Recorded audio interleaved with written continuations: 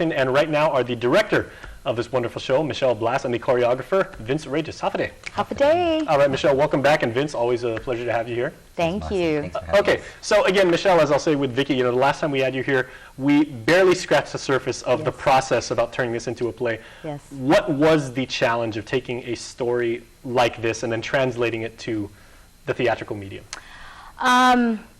I think just like with any play, that's always the challenge, and fitting it specifically into our theater with our students, our performers, our process. I think the biggest challenge really was people's schedules sometimes conflicted, and it was rare to get everyone there at the same time. Mm-hmm. But as you know, it's always a process, it takes time. And towards the end, when it's time to get together, people just pull out, the stops, and they did a great job overall. Okay, now Vince, I'd like to ask you about, in terms of applying dance to this, in terms of storytelling and everything, because people tend to think of, like the Polynesian cultures and, like the hula dance and telling stories with their hands.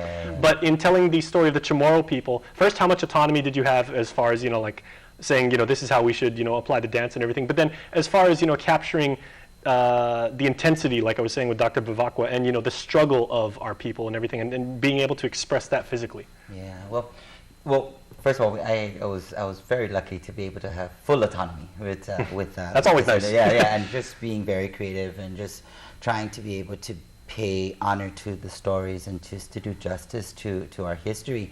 When we approached, as we can continue to conceptualize many of the dances for the production, but mostly just in general, that the first thing is that goes through my mind is, what is the intention? Why are we doing it? Why does it matter?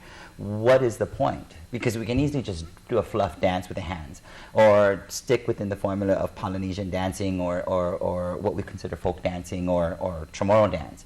But I prefer to call myself a storyteller, and using the platform of performance to be able to tell that story, and whether it's using a contemporary dance or a modern jazz hip hop dance, or maybe more traditionally styled, so long as my intention is clear, and so long as I'm able to, me and the kids and everyone else that's around that participates in the development of the dance, we're able to at the very end feel like we have brought the audience to us, that in our world, that we are able to capture the essence and texture of the story and of our people. Well, Michelle, getting back to you now, because of course, that's the physical expression of the story, but as the director and as the overall, person who manages the creative process, I would say you probably have to, and you do a very effective job in this and the other theatrical works that you do, but how do you manage, again, the emotions, and like Dr. Bevacqua was saying, sometimes it gets really, really intense, and then sometimes, you'll feel this rush of pride about who we are and everything like that, and then other times, you're moved to anger and everything. How do you make sure that you have like a good balance through the course of the production, so it's not, all monotone? That's a hard thing to do. It is. It's certainly, it's funny because it's something, I guess I've done it so often, I don't really think about it so much. I think key is, for a director, is how you communicate with your actors, and getting them to understand this particular moment for this character in the story, and what is it that the character wants, what's getting in their way, and how are they going to get it. And kind of trying to tap into the personal life of the actor as well also helps. And what's great is, because this is a local play about local people, a lot of the actors were from Guam. And so a lot of the students were saying, gosh, I feel like this character is me. My goodness, it's like I'm telling my own story. And that was very helpful. And some of them, they didn't like their characters, and they had to get through that obstacle of having to play a character you don't really like very much is always a challenge. And it's just working through that process with that actor to get to the point where they can now embrace and understand that this character, despite the fact that you don't like this person, they're integral to the story.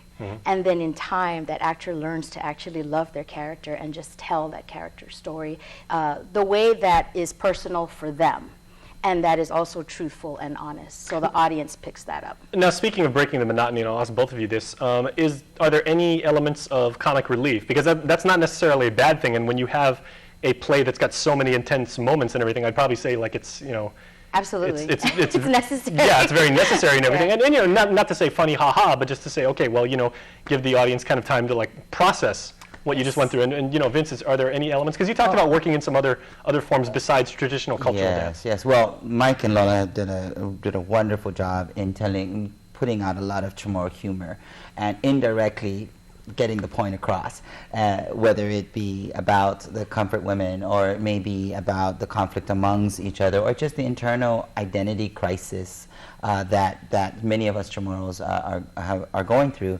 They have done a wonderful job in crafting the dialogue, so it makes it humorous, and at the same time you're crying, and then you end up laughing while you're crying. You know, those moments. And for on my end as the choreographer, the intention was to support the story and to support the overall, again, the overall texture, the overall goal of this production, which was to, for me, force the critical thinking, create the dialogue, start the conversations, and most importantly, to provide our people with a sense of inspiration and possibility after the play. So all right, well, effective job by both of you. Unfortunately, we got to go to commercial break, but thank you so much. And that is going to show, once again, Pagat, a University Theater production, is showing this Sunday on Docomo Local 2 at 8 p.m. Make sure to check it out. It's a wonderful production. You'll definitely be talking about it. And use the hashtag.